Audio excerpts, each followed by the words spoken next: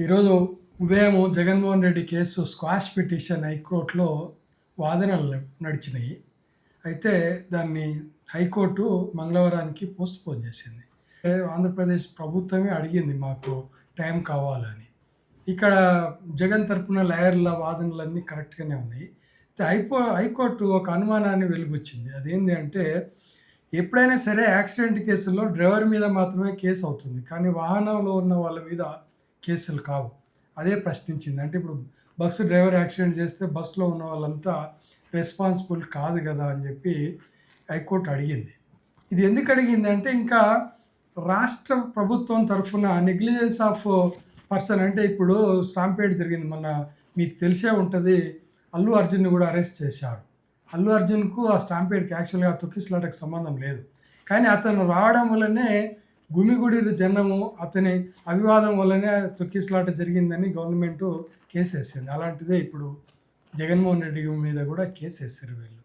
అంటే దానికి concrete evidence కావాలా, లేకపోతే హైకోర్టులో ఆ కేసు, మొన్న మీకు ఒక వీడియో తీశాను, నేను చెప్పాను జగన్మోహన్ రెడ్డి మీద కేసు నిలబడకపోవడానికి కారణాలు చెప్తూ, అతను డ్రైవింగ్ సీట్లో లేడు ఒకటి, అతనికి ఆ యాక్సిడెంట్ జరిగినప్పుడు తెలిసి ఉండకపోవచ్చు అనేది కూడా చెప్పాను. ఈ రెండు రీజన్స్ హైకోర్టు సేమ్ ప్రశ్నలు అడిగింది. కానీ దీంట్లో ఇంకొక డైమెన్షన్ ఉంది.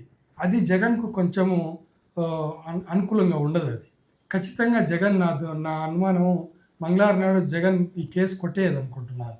ఎందుకంటే దాంట్లో ఉన్న ప్రాబ్లం ఇదే. ఇప్పుడు నెగ్లిజెన్సీ అంటే, అతను కారులో ఉన్నాడు, కాకపోతే గవర్నమెంట్ అంతకుముందే ఒక కార్ చూపిస్తుంది, మేము నోటీస్ ఇచ్చాము, అక్కడ క్రౌడ్ వస్తే మీకు అక్కడ జరిగేది ఆ సంఘటనలు, యాక్సిడెంట్స్ జరిగేటువంటి సంఘటనలు జరిగేటువంటి అది ఉంది అని చెప్పి ముందు జాగ్రత్తగా మేము నోటీసులు ఇచ్చాము, ఇంతమంది గుమిగూడొద్దని కూడా చెప్పాము అనేటువంటి కారణాన్ని చూపించవచ్చు.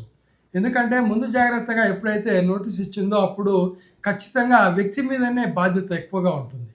ఎందుకంటే గవర్నమెంట్ అప్పుడు దానికి పర్మిషన్ ఇవ్వనట్లు, ఇంత లిమిటెడ్ మందికి మాత్రమే పర్మిషన్ ఇచ్చినట్టు.